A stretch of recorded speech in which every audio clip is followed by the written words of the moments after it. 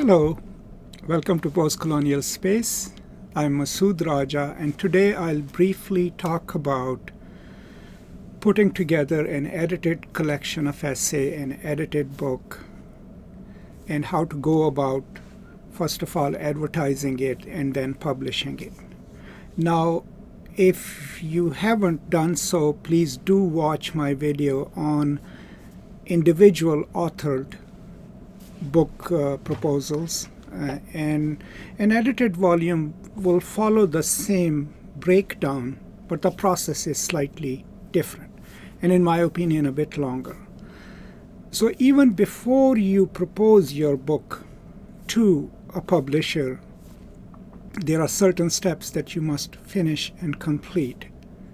Of course, you should have certain publishers in mind before you put together the whole project, but before getting to proposing the book, the most important thing is to get good contributions.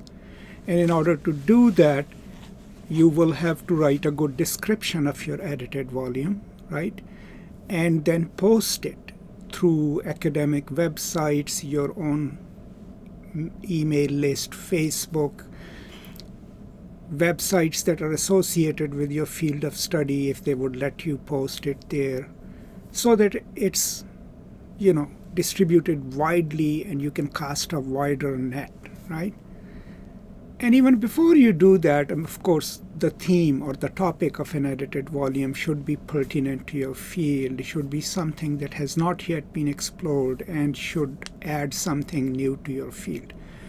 Now, in your in your ad or in your call for papers, call for chapters, you should stipulate what you want from the potential contributors. Most people ask for a 200-word abstract with a chapter title, right, related to the theme, some keywords, and roughly the length of the chapter, how long the chapter would be, or you can stipulate how long the chapter ought to be.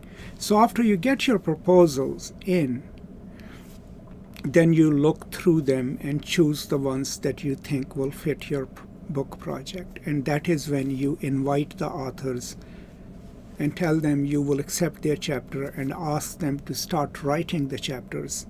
Give them a rough deadline, but also keep them informed that you are now in the second stage and you're going to now start proposing the book to the publishers. Now, when you have found your publisher, right, then look at their guideline. Mostly they'll ask you the same thing as they ask for, a monograph.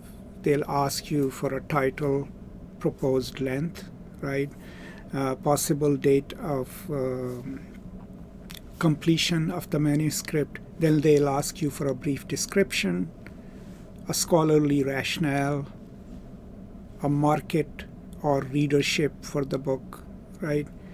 And similarly, chapters.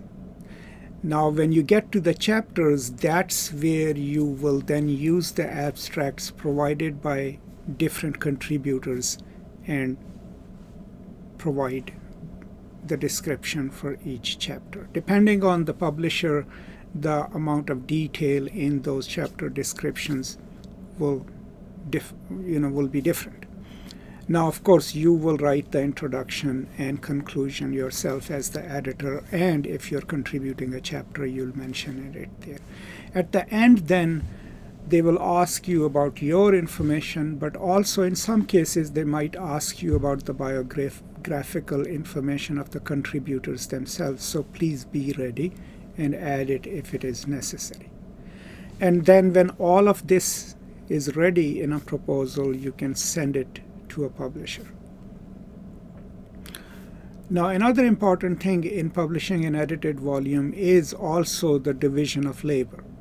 Okay, if you are co-editing with someone, please decide beforehand who will do what, right? How will you share the burden of doing it? And also copyrights. Most probably any publisher, before they start the publishing process, will ask you or send you a form to send it to your authors and so that they can assign the copyright. They can give you the permission or the publisher the permission to publish it. So make sure that you have all of those materials, in hand as soon as the publishing process starts.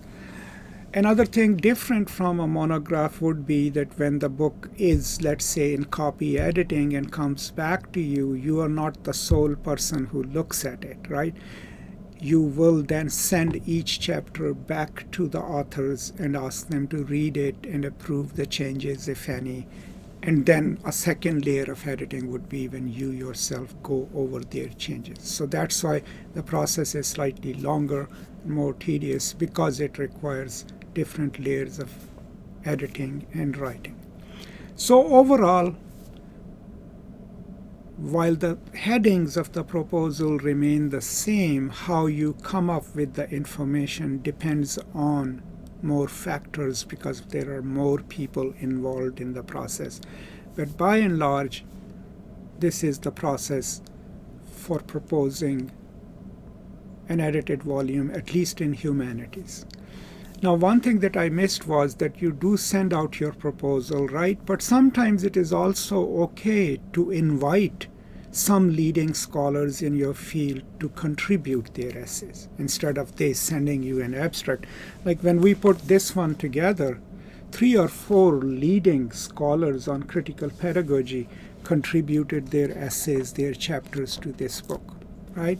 And the reason they did that wasn't that they were looking for our call for papers and send us an abstract.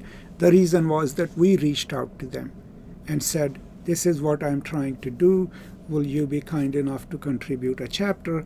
And that way your collection, your edited volume, will have works from the established authors, right? As well as works from emerging scholars in the field.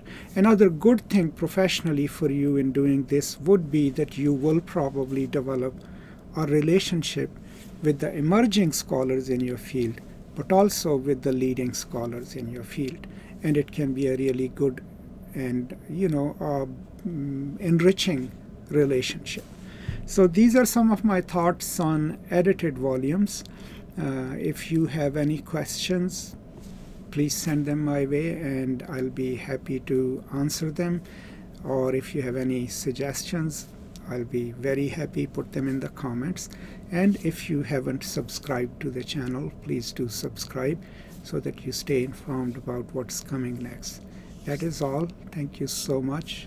Stay safe, stay happy, and I'll see you next time. And until then, peace and love.